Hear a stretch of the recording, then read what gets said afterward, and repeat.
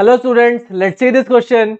The image of a small electric bulb fixed on the wall of a room is to be obtained on the opposite wall 3 meters away by means of a large convex lens.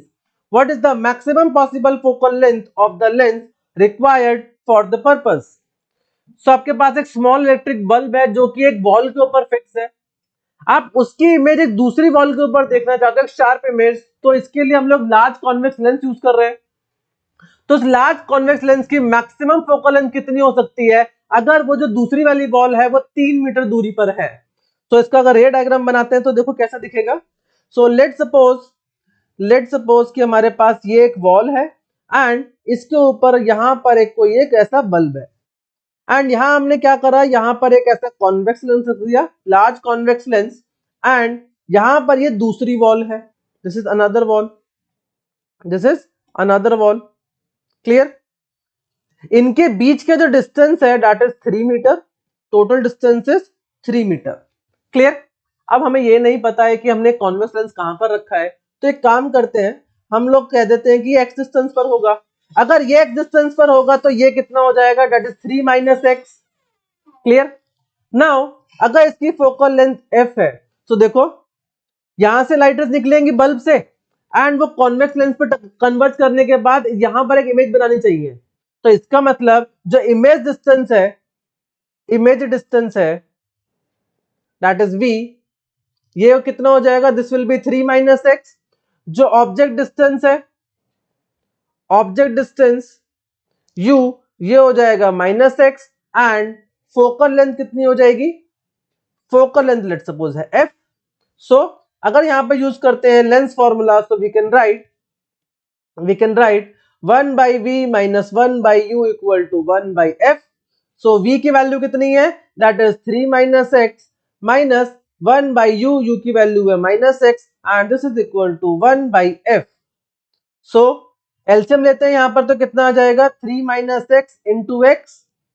तो ये कितना हो जाएगा, 3 minus x से 3 minus x cancel, तो ऊपर बचेगा x plus minus minus plus हो जाएगा, एक्स एक्स कैंसिल आउट, तो ये बचेगा 3 minus x and this is equal to 1 by f.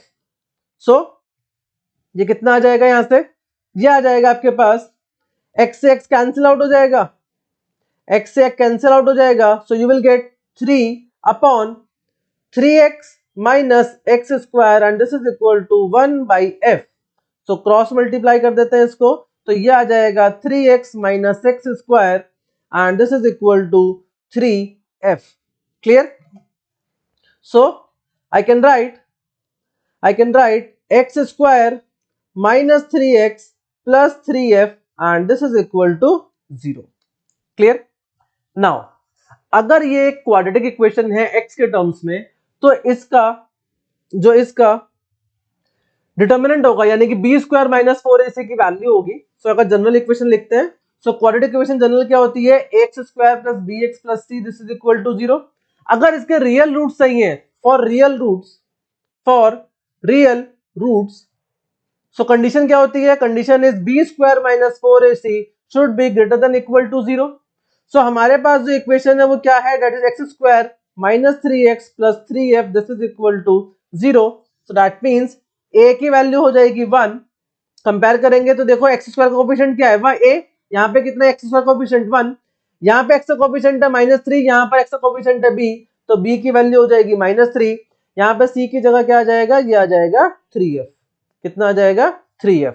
So we can write minus 3 का स्क्वायर माइनस 4, a की वैल्यू है 1, c की वैल्यू है 3f and this should be greater than equal to 0।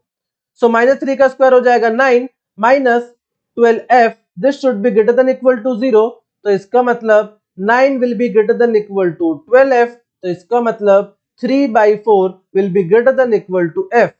So that means f max this should be less than equal to 3 by 4, that is f max this should be less than equal to 0.75, not f max, this will be f focal length, this will be focal length, that is f is less than equal to 3 by 4, so that means f max कितना हो सकता है, that is 0.75. So this is the maximum possible focal length of which convex lens can be used. Clear? So I hope you understand the question well. Thank you so much.